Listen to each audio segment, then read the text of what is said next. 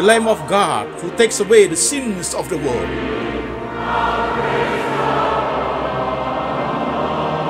Jesus said, I am the way, the truth, and the life. No one comes to the Father but by me.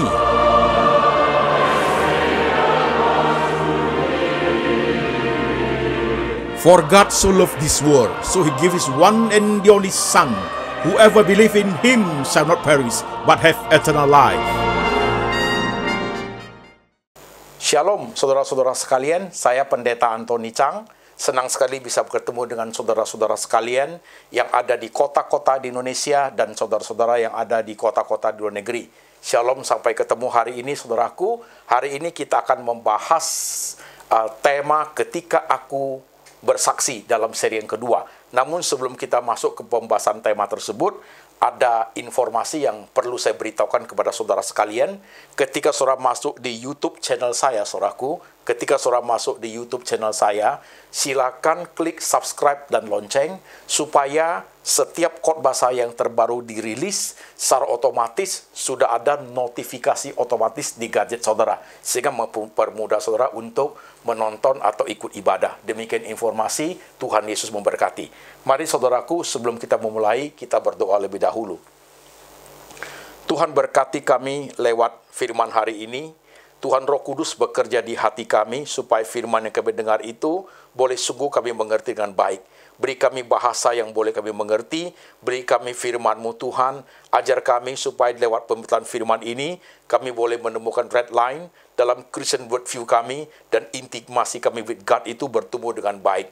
Tuhan, beri kami firman-Mu. Tuhan berbicara, kami mendengar. Dalam nama Tuhan Yesus kami berdoa. Amin. Saudara-saudara sekalian, saya akan memberikan introduksi untuk seri Ketika Aku Bersaksi, seri yang pertama, saudara sekalian, supaya saudara yang ikuti seri kedua itu bisa mempunyai suatu pemahaman tentang intisari daripada seri pertama. Saudara-saudara sekalian, di seri pertama, umur saya dari umur sampai 26 tahun, saudaraku, itu bicara mengenai masa muda saya. Masa muda saya, saudaraku, adalah masa yang penuh dengan pengalaman-pengalaman yang unik, saudaraku.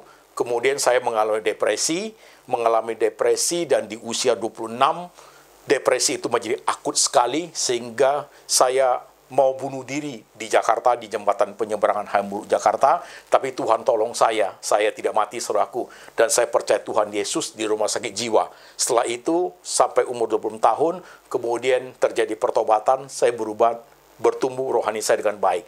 Nah, itu adalah fase pertama dalam kehidupan saya, Pendeta Antoni Chang, saudaraku. Nah, sekarang kita masuk fase yang kedua, saudara sekalian. Firman Tuhan hari ini, saudaraku, ajar kami menghitung hari-hari kami sedemikian, sehingga kami beroleh hati yang bijaksana. Diambil dari Mazmur 90 ayat 12. Ajar kami menghitung hari-hari kami sedemikian, sehingga kami beroleh hati yang bijaksana. Saudara-saudara sekalian, di fase kedua ini, saudaraku, pada saat setelah saya umur 26, saudaraku, setelah puncak-puncaknya depresi, Tuhan sudah tolong saya, ada kira-kira jeda 3 tahun. Sampai umur 29, baru saya masuk sekolah pendeta, saudaraku. Jadi dalam 3 tahun itu, saudaraku, saya mulai pertumbuhan rohani. Masa lalu saya, manusia lama saya, pergumulan 3 tahun itu berat, saudaraku, untuk berubah ke arah yang Tuhan ingini. Di situ saya kerja, saya belajar firman Tuhan, kemudian saya, saudaraku, beribadah di gereja, jadi usher, melayani gereja, menyambut jemaat yang datang, bergaul dengan pemuda-pemuda di gereja, saudaraku. Pertumbuhan saya cukup baik dalam 3 tahun itu, saudaraku.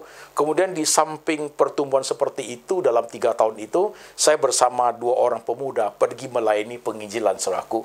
Saya mengalami penginjilan ke dunia orang malam, saudaraku, karena saya datangnya dari dunia orang malam. Maka saya pergi ke dunia orang malam menginjili orang-orang narkoba, orang-orang diskotik, wanita-wanita bar, saudaraku. Nah, penginjilan seperti itu kami jalani setiap malam minggu, jam 12 malam sampai jam 6 pagi, saudaraku. Banyak yang kami layani, tapi tidak banyak yang bertobat, saudaraku. Setelah melayani 2,5 tahun, teman-teman saya pun sudah menikah. Saya masih lanjutin, saudaraku. Sampai setelah saya lanjutin kira-kira 1 tahun, saya baru masuk sekolah pendeta. Nah, saudaraku, dalam perjalanan melayani orang dunia malam itu, panggilan Tuhan kepada saya itu makin menguat, saudaraku. Karena dalam perjalanan melayani orang-orang seperti itu, saya mulai merasa, saudaraku, saya kurang dipersiapkan.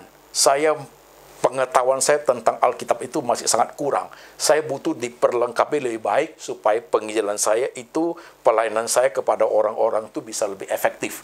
Maka ketika saya sudah sampai umur 29, saya meninggalkan pekerjaan saya masuk sekolah pendeta, saudaraku. Jadi, waktu saya masuk sekolah pendeta, itu adalah fase kedua dalam kehidupan saya, saudaraku. Nah, saudaraku, masuk sekolah pendeta bukanlah sesuatu yang gampang, saudaraku. Karena pada saat kita masuk sekolah pendeta, semua dimulai dengan hal yang baru. Kita tinggal di asrama, semua peraturan harus diikuti, dan banyak pelajaran harus diikuti, saudaraku. Saya waktu itu masuk sekolah pendeta umur 29, saudara sekalian. Yang masuk dengan saya itu masih muda-muda, saudaraku. Zaman saya itu yang diterima di sekolah pendeta itu hanya 6 orang di angkatan saya, saudaraku, yaitu 6 laki-laki dan 1 perempuan, saudaraku. Mereka masih muda-muda, ada yang 18 tahun, ada yang 19 tahun. Saya berumur 29, saudara sekalian. Saya berumur 29 tahun. Dan tidak mudah bagi saya untuk mengikuti sekolah pendeta itu dengan usia seperti itu, apalagi saya sudah pernah mengalami sakit, saudaraku, dan sudah konsumsi banyak obat yang ada kimianya di rumah sakit jiwa, saudara sekalian. Jadi tahun pertama bagi saya tahun yang sulit sekali, saudara. Karena ketika kita mulai belajar hal-hal yang sulit, khususnya bahasa Greek, bahasa Yunani, bahasa Ibrani, saudaraku, itu akan memeras tenaga pikiran, saudaraku, untuk memikir banyak hal. Dan itu saya mengalami kesulitan di sini, saudaraku. Teman-teman saya yang muda-muda itu pikiran mereka sangat fresh. Mereka memikir, berlatih cepat sekali, mereka sudah bisa. Saya tidak bisa, saudaraku. Setiap kali saya memikir dengan kuat, kepala saya berdenyut, saudaraku. Itu sakit sekali. Dan saya ingat pada malam itu, saya berdoa kepada Tuhan. Saya pikir saya tidak akan bisa melanjutkan sekolah di sekolah pendeta ini. Begitu. Ada timbul kekhawatiran di hati saya. Karena pada saat saya mau sekolah pendeta, waktu saya pamit dengan keluarga saya itu, saudaraku, kan tidak semua agamanya sama. Salah satu keluarga itu bicaranya seperti ini, kamu sudah sakit jiwa, sudah gila, udah sembuh, bukannya cari pekerjaan untuk hidup, sekarang malah mau sekolah pendeta, mau jadi apa? Mau jadi tukang minta-minta. Saudaraku, kalimat itu cukup menyakitkan, tapi saya terima itu sebagai suatu cambukan buat saya untuk saya buktikan suatu hari bahwa tidak seperti itu yang mereka pikirkan, saudara-saudara sekalian. Nah, saudara-saudaraku, saya waktu malam itu di sekolah pendeta itu saya bergumul, saya berdoa sama Tuhan. Kepalaku tidak kuat untuk dikuras untuk mengerti ajaran-ajaran yang memerlukan tenaga yang banyak, tenaga pikiran. Tuhan, mungkin 1 tahun saja saya keluar. Hati saya hari itu sedih sekali, saudaraku. Keinginan untuk mau melayani Tuhan, mempersiapkan diri. Nanti kalau saya udah nggak bisa keluar, saya mau kemana? Apa saya harus kembali ke dunia saya yang lama? Atau harus kembali ke dunia sekuler? Saya rasa itu dunia sudah jauh sekali dari saya. Saya ingin masuk ke dunia melayani Tuhan, ke dunia pendeta, saudaraku. Tapi ternyata keadaan tidak memungkinkan buat saya. Saya berdoa malam itu, Tuhan, hanya 1 tahun saja saya tidak mampu. Saya akan keluar, Tuhan, karena saya tidak kuat. Tapi saudaraku, rencana Tuhan tidak sama, saudara sekalian. Karena 1 tahun di sekolah pendeta itu, begitu banyak tugas-tugas itu. Saya pagi, siang, kuliah, banyak pekerjaan harus dikerjakan. Malam jam 9, jam 10 sudah capek, saudaraku. Jadi karena capek kita mulai tidur. Saya pun tidur, teman-teman istirahat. Tanpa disadari menjadi rutin yang biasa, obat sakit jiwa yang saya bawa itu pun sudah nggak tahu kemana, saudaraku. Dan sampai hari ini, saya sudah tidak makan obat demikian, saudaraku. Jadi secara perlahan pasti, tapi saya sembuh rupanya, saudaraku. Dari setahun itu, tahun kedua pikiran saya tambah kuat. Saya bisa menyerap banyak pelajaran yang susah, saudara-saudara sekalian. Nah, saya masih ingat, waktu saya masuk semester 3, diutus menjadi mahasiswa praktek, saudaraku, di Kalimantan, daerah pedalaman. Itu my first time untuk melayani umat, saudaraku. Saya diutus untuk melayani suku Dayak. Waktu melayani mereka, saudaraku, saya melihat ada satu bukit kecil, tanah kosong. Rupanya itu bekas kuburan, saudaraku. Itu jemaat itu tidak berani jalan ke situ karena gelap. Saya tanya itu apa? Mereka bilang kuburan. Saya panggil kepala lurah itu, saudaraku, untuk dibeli tanahnya, berapa harganya, kuburannya dibongkar semua. Saya bangun gereja, saudaraku. Saya buat satu gereja, itu ukurannya kira-kira 50 kali 60. Saya khotbah di kapal yang saya bawa saya dari Jakarta ke Kalimantan. Saya khotbah di kapal, di kebaktian. Saya bilang saya bangun gereja, mereka memberikan sumbangan, saudara sekalian. Itu gereja jadi, terbuat dari kayu, saudaraku. Kemudian saya balik kembali ke Jakarta, masuk kembali ke sekolah pendeta. Nah, saudara sekalian, waktu saya tingkat 2, saya mulai keluar melayani Tuhan. Banyak undangan dari gereja. Saya melayani 30 kampus, sekitar 300 gereja semasa saya kuliah S1 di sekolah pendeta, saudaraku. Sekolah pendeta itu 4 tahun sekolah, 1 tahun praktek, saudara sekalian. Setelah saya menyelesaikan sekolah pendeta itu, saudaraku, selesai semua, selesai sarjana S1, saudaraku, saya melayani satu gereja 2 tahun. Kemudian saya menikah. Setelah saya menikah, saudara sekalian, saya melihat kalau saya di gereja, saya kelihatannya tidak bisa efektif. Karena gereja mempunyai peraturannya sendiri, otomatis kita tidak boleh melayani gereja lain. Kalau kita melayani gereja lain, harus minta izin, itu pun sebulan sekali atau 2 bulan sekali. Akhirnya saya pilih, saya keluar dari gereja, saya membuka lembaga Antoni Chang Ministry. Dulunya lembaga Antoni Chang Ministry, ketika pelayanan itu berkembang ke banyak kota, kemudian ke luar negeri, ke Melbourne, ke Sydney, ke Perth, ke Singapura, ke Amerika, saudaraku, saya buat menjadi lembaga Antoni Chang Ministry Internasional sampai sekarang ini, saudaraku. Nah, pelayanan saya itu berkembang luar biasa, saudaraku.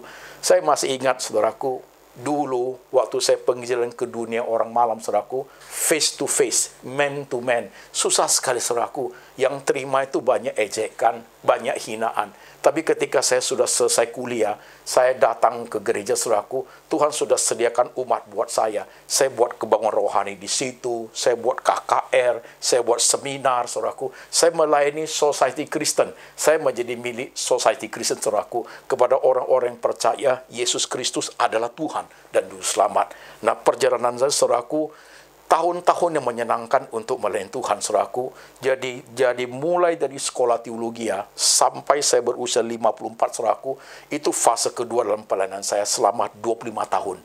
Usia sampai 26, fase pertama saya mengalami depresi. Itu pas momen di situ. Kemudian 29 saya masuk sekolah teologi, pelayanan kepada Tuhan sampai 25 tahun sampai usia 54, itu adalah fase kedua dalam hidup saudaraku. Fase kedua itu penuh dengan sukacita melayani Tuhan, penuh dengan tantangan di mana saya pergi melayani Tuhan, saya buat kebangunan rohani, saudaraku, saudara sekalian.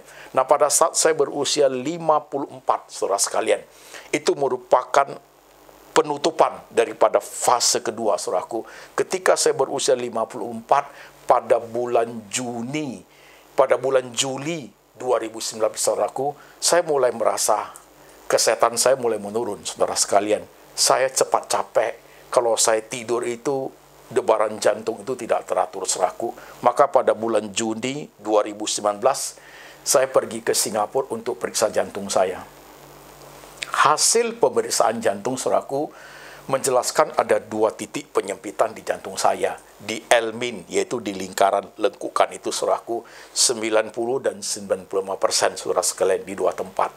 Mereka menyarankan saya untuk pasang 2 ring. Saya tidak pasang, saudaraku. Saya pulang kembali ke Indonesia. Menurut saran dari beberapa teman-teman pendeta, saya dikenalkan seorang dokter jantung lagi. Di Singapura mereka memakai CT scan. Nah, di Jakarta itu memakai kateter, saudaraku, karena kateter lebih akurat. Maka saya di kateter. Hasil kateter dari dokter jantung di Cinere itu, saudaraku, ternyata bukan 2 titik penyempitan yang ada di jantung saya, 5 titik, saudara sekalian. Jadi semua sudah menyebar, 5 titik penyempitan itu, dan semua dalam kondisi yang sangat berisiko tinggi. Maka dokter itu mengatakan, ada hanya 2 cara. 1, pasang ring minimal 5. Kedua, bypass. Dan dokter menyarankan jangan pasang 5 ring karena akan merusak ginjal saya karena banyaknya obat kimia yang akan diberikan. Jadi saya disarankan untuk bypass.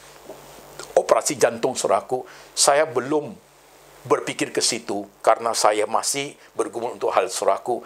Jadi saya sih secara pribadi, saya lagi bergumul mempersiapkan. Karena dokter itu mengatakan, saya tiba-tiba bisa kena serangan jantung, saudaraku, anytime. bisa tiba-tiba mati saudaraku, karena kalau serangan jantung itu datang begitu, hanya 2 menit saudaraku langsung meninggal. Maka ketika mengerti hidup saya seperti ini saudaraku, maka ada beberapa hal yang lebih dahulu harus saya persiapkan saudara sekalian. Yang pertama, saya mempersiapkan saya punya keluarga, yaitu anak saya satu SMA kelas 3, satu lagi SMA kelas 1, satu lagi SMP. Saya harus siapin anak saya, istri saya, supaya mereka ready untuk menghadapi hal yang terburuk, saudaraku. Yang kedua, saudara sekalian, sebagai tanggung jawab saya, saudaraku, saya harus mengobati diri saya, begitu. Jadi waktu saya mengobati diri saya bukan dengan jalan operasi, tetapi saya mencoba pengobatan herbal, terapi, obat-obat tradisional, obat-obat Chinese. Saya coba konsumsi saudaraku dengan berharap semua penyempitan itu nanti suatu hari bisa bersih saudara sekalian. Jadi saya mencoba konsumsi itu. Nah, setelah saya berobat, saya persiapkan keluarga saya. Yang ketiga, saya harus bereskan semua pelayanan saudaraku. Jadi ketika mereka mengatakan saya bisa kena serangan jantung mendadak, pelayanan saya masih banyak di kota-kota Indonesia dan juga di luar negeri, saudaraku. Saya masih pergi ke Singapura, saya masih pergi ke Australia, saya masih pergi ke Batam, ke beberapa kota Indonesia untuk melayani, saudaraku. Teman-teman mengatakan jangan pergi, nanti kamu bisa kena serangan jantung mendadak, bisa mati di pesawat atau di hotel atau di toilet kamar mandi, saudaraku. Bagi saya tidak takut itu saudaraku, karena saya zaman depresi, saya telanjang pun sudah. Kalau sampai saya telanjang di jalan pun sudah waktu saya gila, saudaraku. Jadi ketika saya kalau merasa terjadi itu pada saya, kalau toh di airport saya meninggal, toh sudah menjadi mayat, apanya yang harus saya malu, saudaraku? Saya bukan itu yang saya pikirin. Saya pikirin adalah keluarga udah saya siapin. Tanggung jawab saya berobat sudah, saudaraku. Yang ketiga, semua pelayanan saya harus selesai, saudaraku. Jadi setiap gereja yang masih ada jadwalnya, saya pergi, saudaraku, saya buat KKR semua. Saya panggil mereka maju ke depan. Diaken, majelis, pelayan Tuhan, mereka yang belum mulai saya panggil. Saya beritahu mereka, saya dalam tahap resiko paling tinggi. Besok lusa, hari ini saya bisa mati. Tapi itu tidak mengendorkan sedikit pun saya untuk tidak melayani Tuhan. Justru pada momen seperti itu, saya harus lebih sungguh melayani Tuhan. Mungkin besok bukan hari saya lagi. Engkau yang masih muda tidak mau melayani Tuhan. Saya panggil mereka satu persatu maju. Kebanggaan rohani saya buat di mana-mana, saudaraku. Di mana-mana saya panggil mereka. Saya berpikir, inilah masa-masa akhir saya, saudaraku. Sebelum terjadi sesuatu kepada saya harus menyelesaikan semua tugas panggilan saya, saudaraku. KKR semua saya lakukan, itu menjadi kepuasan buat diri saya. Kalau suatu hari Tuhan panggil saya lewat penyakit ini, saudaraku, semua sudah saya siapin. Dalam malam-malam ketika istri saya tidur, anak saya tidur, saya berdoa kepada Tuhan. Secara manusia, saya ingin sembuh. Karena saya ingin menjadi figur untuk anak-anak saya, saudaraku. Tapi kalau saya melihat Tuhan, saya mau Tuhan yang tentukan. Terserah Tuhan. Tuhan mau apa saya ikut. Saya tidak boleh memaksa Tuhan. Tuhan kalau suruh saya pulang, saudaraku. Kalau Tuhan suruh saya stay, saudaraku. Siang doa saya adalah, Tuhan jaga keluarga saya. Pelayanan saya tuntaskan dengan selesai. Sudah selesai di depan Tuhan, saudaraku. Maka setelah saya pergi ke semuanya, saya sudah berobat herbal semua. Pas bulan 11, saya ingin tahu hasil terapi saya, hasil makan obat saya, apakah itu menolong penyobatan itu menjadi lebih ringan. Maka saya pilih rumah sakit di Penang, saudaraku. Saya ketemu Dr. T.I. Singh di situ. Saya minta di kateter 1 kali lagi. Ketika saya pergi ke Penang sendiri, saudaraku, saya tidak mau menyusahkan keluarga. Saya jalan sendiri. Tidak usah ditakutin karena saya punya Tuhan. Apapun yang terjadi, saya masih punya Tuhan di situ, saudara sekalian. Saya pergi ke Penang, saya urus sendiri, saudara sekalian. Ketika T.I. Singh setelah kateter malamnya dia mengatakan, too bad, terlampau jelek. Penyempitan di jantung saya, saudaraku, sudah mencapai 99%, saudaraku. Hanya tinggal sedikit kiri kanannya saja, saudaraku. Itu pun katanya saya bisa hidup karena saya makan obat pengencer darah, saudara sekalian. Ini hanya ada jalan operasi atau serangan jantung, kata dokter Isaac itu. Nah, kalau begitu saya ambil bagian operasi, dokter, begitu. Nah, ketika disetujui sudah, operasinya minggu depan, saudaraku, Jumat ke depan. Jadi mulai sekarang selama 6 hari, 7 hari, saya sudah tidak boleh makan obat pengecer, saudaraku. Sudah disetujui, saya pulang kembali ke hotel saya, saudaraku. Dan kemudian ketika hari itu, hari Rabu, saudara sekalian, hari Rabu, akan dioperasi pada hari Jumat. Berarti Rabu, Kamis, Jumat, masih ada selang 1 hari. Rabu pagi itu saya masih sendiri, saudaraku, keluarga belum datang. Rabu pagi itu saya makan di Hotel Penang itu, makan di bawah. Setelah saya selesai makan, saudaraku, kenapa kepala saya tiba-tiba pusing, saudaraku? Saya cepat naik ke atas, saya tidur di kamar. Kenapa jadi gelap? Kenapa di sini ini panas? Kenapa saya punya mulut itu menciut, saudaraku? Saya baru ingat, ini pasti serangan jantung, saudaraku. Saya tidur sejenak, saya bilang sama Tuhan, the best I can do, Tuhan Yesus. Bagian terbaik sudah saya lakukan. Saya sudah siapin keluarga, saya sudah berobat, dan saya sudah setuju dengan operasi, dan saya juga sudah siap pelayanan, tugas pelayanan sudah saya selesaikan semua, Tuhan. Sekarang saya tertidur di sini. Tuhan, Engkau ingin apa, saya ikut. Engkau mau apa yang terjadi kepada saya hari ini, saya ikut Engkau, Tuhan. Saya ikut Tuhan. Saya tidur sebentar karena saya tidak bisa bangun, saudaraku. Saya masih terdengar suara sayup. Mungkin saat itu namanya serangan jantung, saudara sekalian. Setelah 25 menit saya terbangun, saudaraku. Waktu saya bangkit, saya masih bisa berdiri. Saya ingat keluarga saya akan datang siang itu. Saya harus jemput mereka. Maka saya turun ke bawah, saya udah hitung yang tidak banyak jalannya. Langsung naik taksi, jemput, naik taksi, langsung balik ke hotel. Saudara, waktu saya jemput keluarga saya di tengah perjalanan on the way ke hotel, saudaraku, saya kasih tahu mereka, tadi saya kena serangan jantung. Dan operasi masih 1 hari lagi, Jumat, ini baru Rabu. Nanti malam Kamisnya itu bisa saja terjadi serangan jantung kedua. Sekeluarga bilang, ya berdoa kepada Tuhan. Dalam pergumulan pulang ke hotel, my faith, my Christian worldview, my intimacy with God, saudaraku, 3 itu bekerja bergumul berat, saudaraku, struggling, bergumul bersama Tuhan. Mungkinkah Tuhan, saya akan mengakhiri hidup ini di kota Penang ini, begitu. Tiba-tiba handphone saya bunyi, saudaraku. Handphone bunyi adalah suster dari dokter yang akan operasi jantung saya. Suster itu berkata, Pak Antoni, ada pasien yang akan operasi hari Kamis besok, ternyata dia lupa dia makan obat pengecer. Maka dia dipindahkan ke hari Jumat. Bapak yang Jumat itu, hari Jumat operasinya pindah ke hari Kamis. Supaya Bapak operasi hari Kamis. Saudara sekalian, itu sudah beyond my ability. Itu sudah skenario-nya Tuhan, saudaraku. Tuhan tidak mau saya mati, saudara. Tuhan tidak mau saya mati. Saya operasi 9 jam, saudaraku. Waktu aku tidak mampu lagi. Waktu tanganku sudah tidak berdaya. Pertolongan Tuhan tepat pada waktunya, saudaraku. Itu skenario Tuhan. Karena begitu padat jadwal itu, saudaraku. Itu pasien bisa pindah seperti itu. Saya dioperasi 9 jam, operasinya berhasil, saudaraku. Waktu saya pensiuman daripada di ICU, saya sadar, saya tahu Tuhan tidak mau saya mati. Di umur 6, waktu saya depresi, hampir lompat, saudaraku, hampir dilindas kereta api, Tuhan tolong saya, Tuhan tidak mau saya mati. Pada saat saya usia 54, serangan jantung di hotel di Penang, saudaraku, saya tidak mati, Tuhan tidak mau saya mati. Operasi itu sukses, saudaraku. Jadi ketika operasi selesai, saya tinggal sementara bulan Desember, saya balik kembali ke Jakarta, saudara sekalian, untuk recovery. Nah, pada saat recovery, kira-kira bulan Maret kan muncul COVID, saudaraku kan. Bulan Maret itu, saudaraku, saya kena serangan mata, saya terjadi pendarahan karena saya diabetes 25 tahun. Saudaraku, saya punya mata kanan ini retinanya sudah lepas, sudah buta, saudaraku. Mata kiri ini pendarahan. Ketika dilaser karena tinggal 1 matanya, resiko sangat tinggi kalau tak apa-apa bisa buta. Maka jemaat menyarankan ke Singapura, dokter yang paling baik. Setelah dilaser jadi kabur sekarang, saudaraku. Saya lihat tulisan, pakai ini aja masih kabur, saudaraku.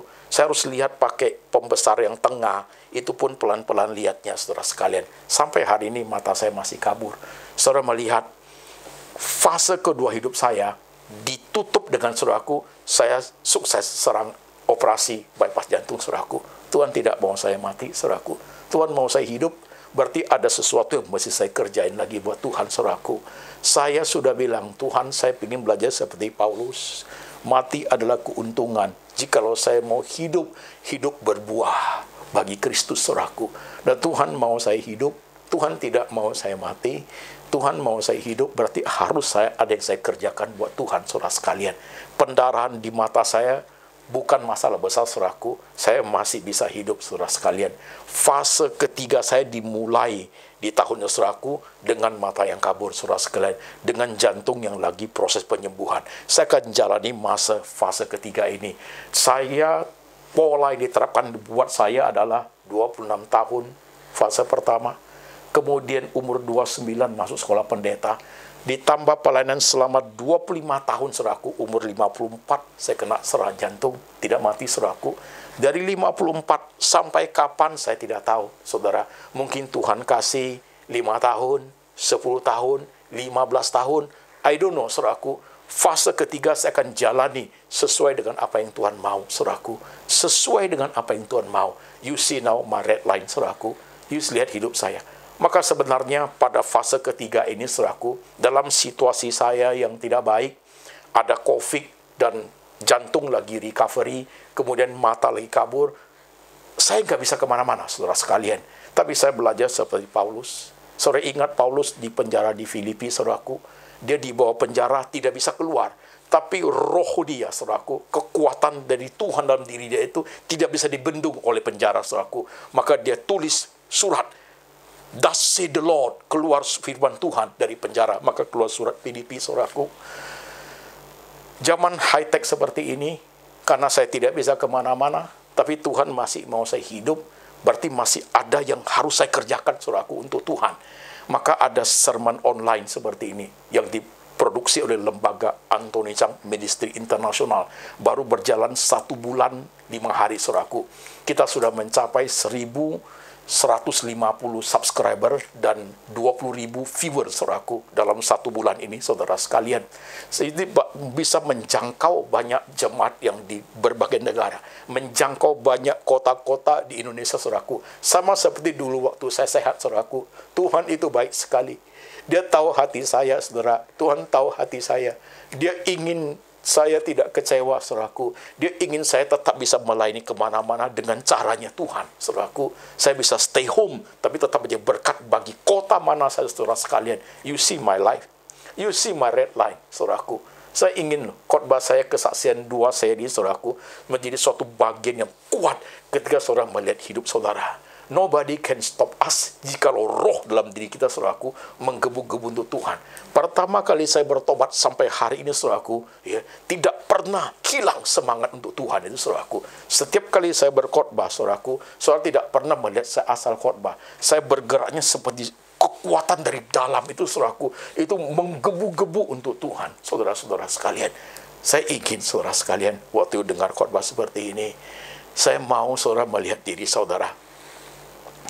Khususnya saudara-saudara yang sekolah di sekolah seminari sekarang, sekolah pendeta.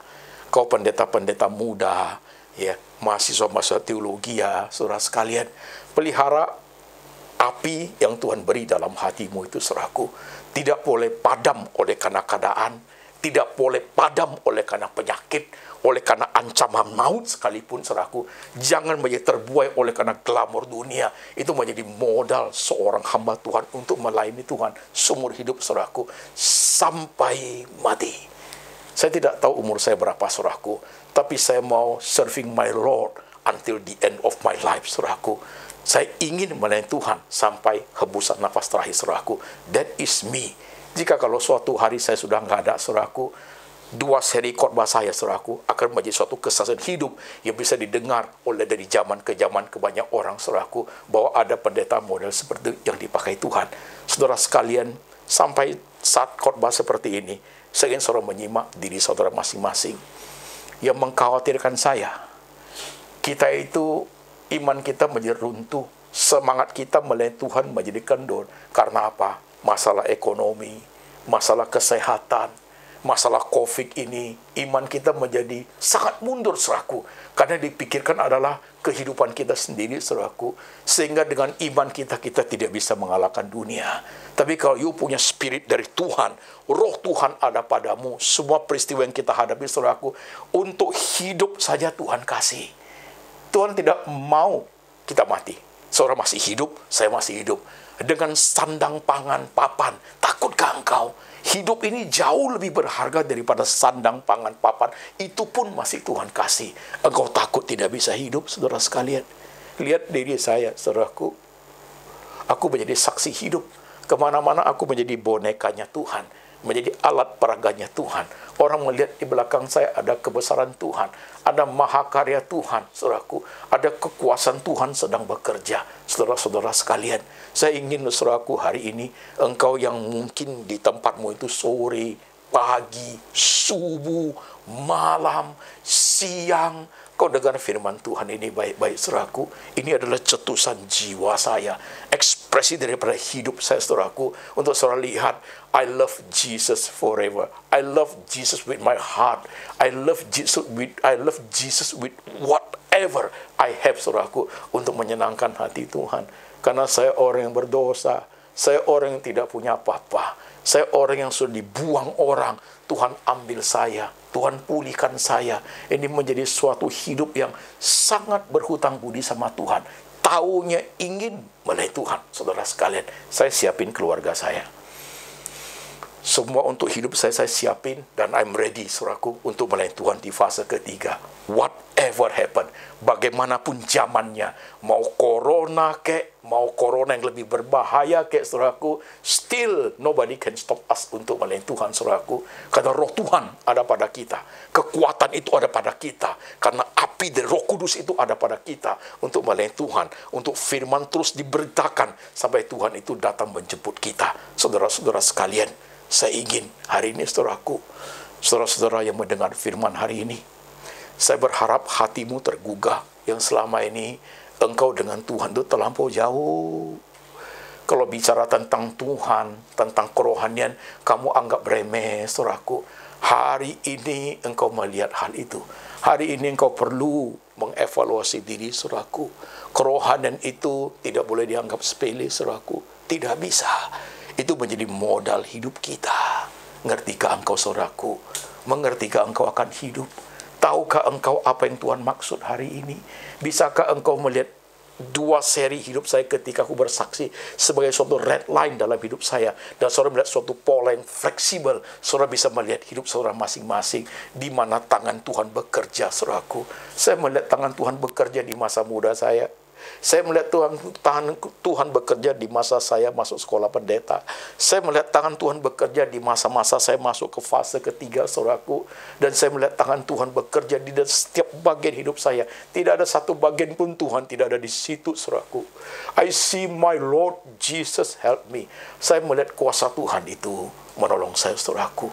Waktu tangan saya sudah nggak mampu, justru Tuhan bekerja buat saya. Saudara-saudara sekalian, bawa firman ini pulang. Dengarin baik-baik firman hari ini. Saudaraku, tanamkan di hatimu. Ya, belajar seperti Paulus, saudaraku. Belajar seperti Paulus. Gelora di jiwanya tidak pernah padam, sekalipun dia terancam hukum mati, penjara di bawah tanah.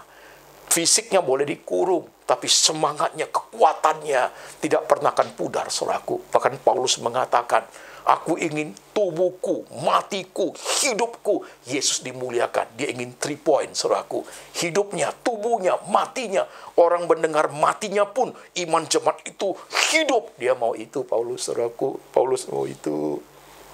Bagaimana dengan kita? Mengertikah engkau firman hari ini? Terlampau takutkah engkau akan kepada dunia? Karena hanya kamu kurang makan? Hanya karena keuanganmu menipis? Hanya karena masalah ini, masalah itu, masalah dunia membuat engkau lupa Tuhan? Itukah hidup ini, saudaraku? Apalagi engkau sudah terpanggil menjadi pelayan Tuhan. Kau sementara singkirkan semua pelayanmu demi untuk hidupmu. Itukah orang Kristen? Itukah pelayan Tuhan, saudaraku? Mungkin ini menjadi teguran yang amat keras buat kita, saudaraku. Kita menggunakan 1001 macam alasan untuk berkata kepada Tuhan, sorry Tuhan, sekarang saya belum sempat. Itukah hidup itu? Itukah panggilan itu, saudaraku? Kita menyepelekan hal yang kekal dengan melihat hal yang sementara. Itukah hidup, saudaraku? Tuhan tidak menyuruh kita tidak boleh cari uang, saudaraku. Tuhan tidak menyuruh kita tidak boleh hidup dengan keluarga. Tapi jikalau engkau menyingkirkan rencana Tuhan dalam hidup, apa artinya hidup ini, saudara sekalian? Saudara perhatikan dengan baik. Perhatikan firman hari ini, saudaraku. Mari kita berdoa. Tuhan, setiap kami yang tertunduk hari ini, jemaat lihat dirimu masing-masing. Siapa tahu engkau lagi membawa mobil on the way home. Dengar firman seperti ini, engkau tertegur keras. Karena dulu engkau pelayan Tuhan yang efektif, yang aktif. Sekarang sudah tidak. Mungkin pada saat ini engkau duduk di rumah bersama keluarga. Dulu engkau seorang pelayan yang baik. Mungkin engkau seorang guru sekolah minggu. Sekarang sama sekali tidak lagi. Atau dulu engkau seorang hamba Tuhan. Karena you merasa sudah puas. You resign dan tidak buat apa-apa dalam hidup ini. Sudah dengar khotbah ini. Atau seorang pemuda, saudara ingin menjadi hamba Tuhan. You takut kesulitan, you takut tantangan depan, you see me. You lihat apa yang saya arungi, saudaraku, dan Tuhan tidak pernah meninggalkan hambanya. Saudara, kau takut karena kesusahan hidup, problema kematian, karena kehilangan dalam hidupmu. Hari ini, you dengarin 2 kesaksian dari hidup saya. Kamu dengarin firman Tuhan yang Tuhan menyuruh kita. Ajarlah kami menghitung hari-hari kami sedemikian, sehingga kami beroleh hati yang bijaksana. Supaya kita tahu bagaimana seharusnya hidup ini. Renung sebentar. Saudara, hening sejenak. Lihat ke dalam hatimu. Engkau yang cinta Tuhan, engkau tahu suara hatiku. Engkau yang pernah mencintai Tuhan dengan amat sangat, engkau tahu getaran jiwaku. Engkau tahu apa yang saya utarakan hari ini, saudaraku. Engkau pasti mengerti sedalam-dalamnya. Dan jika engkau tetap setia mengikutinya, engkau akan berseru puji Tuhan. Tapi kalau engkau sudah lama meninggalkannya, engkau akan menangis dalam hati. Saudara berdoa, terima kasih Tuhan. Biar firman hari tinggal di hati jemaat. Membuat mereka melihat engkau Tuhan yang besar di tengah semua problem yang harus dihadapi. Membuat mereka melihat Tuhan menjadi sumber, menjadi source, menjadi satu-satunya yang harus dilihat sebagai Tuhan yang dipuja, Tuhan yang diagungkan terhadap semua kehidupan yang kami alami. Itu adalah secondary dalam hidup kami. Tuhan tolong setiap jemaat pada saat mereka tidak mampu melihat itu. Waktu air mata mereka turun. Waktu kesedihan menghinggapi mereka, waktu kekhawatiran, ketakutan menghinggapi mereka, mereka tidak bisa melihat kemuliaan-Mu Tuhan. Kiranya Engkau menyingkapkan buat mereka. Letakkan tangan-Mu di atas kepala mereka. Letakkan tangan-Mu di hati mereka. Supaya sungguh Tuhan, mereka boleh teguhkan dalam zaman yang susah ini. Zaman-zaman yang menakutkan ini. Dalam akhir zaman ini Tuhan. Tuhan dengar doa hamba-Mu, anugerah-Mu tiba kepada setiap kami. Biarlah kesaksian ini menjadi kesaksian hidup sepanjang zaman. Selagi hamba-Mu hidup dan pada saat hamba-Mu sudah tidak ada, kesaksian ini tetap boleh bersinar. Kesaksian tetap boleh berbicara kepada siapapun yang mendengarnya. Terima kasih Tuhan, dengar hamba berdoa. Dalam nama Tuhan Yesus kami berdoa. Amin. I will try.